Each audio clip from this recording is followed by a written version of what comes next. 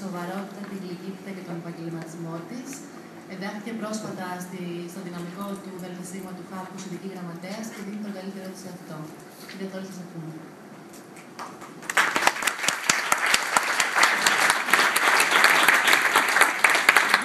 Καλημέρα σε όλους.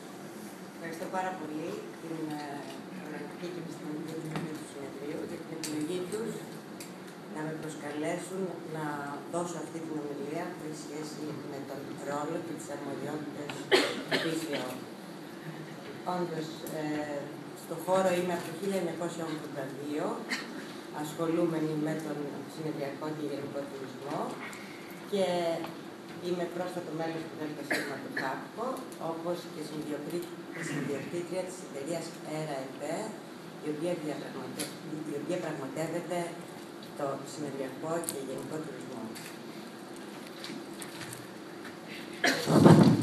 Αυτό δεν παίζει.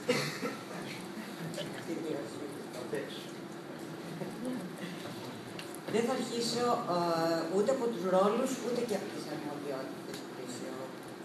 Θα ξεκινήσω πρώτα απ' όλα με τον ορισμό του Γραφείου Οργάνωσης Συνεδρίων. Πρέπει να πω ότι η ομιλία μου σήμερα είναι περισσότερο εστιασμένη στους φοιτητές, γιατί όλοι οι άλλοι που είμαστε επαγγελματίες στον χώρο γνωρίζουν σχεδόν πολύ καλά και τον ρόλο και τις αρμοδιότητες του ΠΣΟ. Γι' αυτό θα προσπαθήσω να είμαι απλή και κατανοητή. Γραφείο Διοργάνωσης Συνεδρίων. Τι είναι το Γραφείο Διοργάνωσης Συνεδρίων? Η ΠΣΟ, σύμφωνα με τη Διεθνή Ορολογία, απλά και συνοπτικά, είναι μια εταιρεία που ειδικεύεται στο σχεδιασμό και στη διοργάνωση εκδηλώσεων, συναντήσεων και συνεδρίων.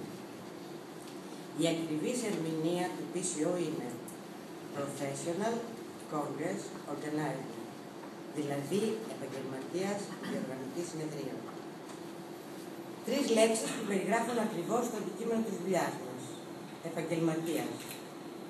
Στο χώρο μας, η έννοια αυτή ταυτίζεται με την ύπαρξη μιας εταιρείας επανδρωμένης με το απαραίτητο εξειδικευμένο έμψυχο υλικό και εξοπλισμένης με το κατάλληλο τεχνικό υλικό. Μιας εταιρείας που έχει ισχυρούς μηχανισμούς και συγκεκριμένους κανόνες διαχείρισης, ώστε να μπορεί να εγγυηθεί ότι το αποτέλεσμα της παραγωγής της θα είναι αυτό που έχει ζητηθεί από τον πελάτη και όχι μόνο. Διοργανωτής. Η διοργάνωση είναι μια έννοια με πολλές παραμέτρους και περιλαμβάνει συντονισμό, οργάνωση, προγραμματισμό, έμπνευση, δημιουργία, παραγωγή, δυναμισμό, αποφασιστικότητα, προβολή, χρηματοδότηση, πώληση, δημόσιες σχέσεις και άλλα. Συνεδρία. Συνέδριο. Συνέδριο, συμπόσιο, συνάντηση, εκδήλωση, workshop. Είναι η συμμετοχή πολλών ανθρώπων σε μια σύναξη με κάποιο συγκεκριμένο σκοπό, επιστημονικό, επαγγελματικό και άλλο. Στην πραγματικότητα είναι η ανταλλαγή των τελευταίων απόψεων και γνώσεων, συνδυάζοντας το τερπνό με το ωφελή.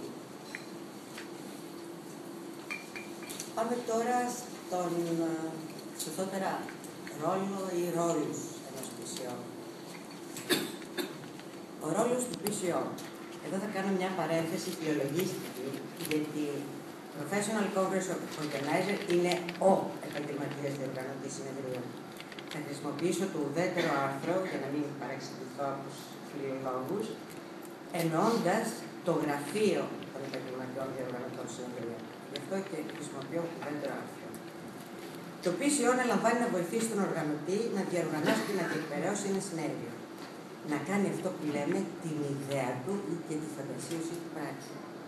Πιο απλά, κάποιο φυσικό πρόσωπο ή νομικό αναλαμβάνει να κάνει ένα συνέδριο.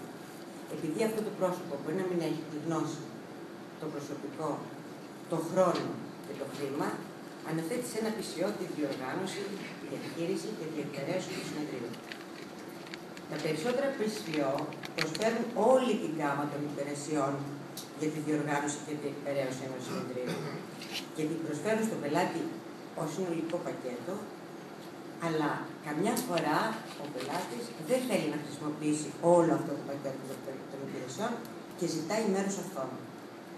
Ο ρόλος του PCO είναι να έχει την ευελιξία και την προθυμία να βοηθήσει συνολικά ή τμηματικά τον πελάτη του για να εκτελέσει αυτό το έργο. Το PCO περισσότερες φορές λειτουργεί ως συντονιστής αλλά και ως σύμβουλος. Αναλαμβάνει το συντονισμό όλων των ενεργειών, δίνει αναφορά στην Οργανωτική Επιτροπή για το τι έχει και το τι δεν έχει γίνει, παρέχει συμβουλές, καταθέτει την άποψή του, αλλά την τελική απόφαση είναι του οργανωτή. Εκτός αν ζητηθεί το αντίθετο.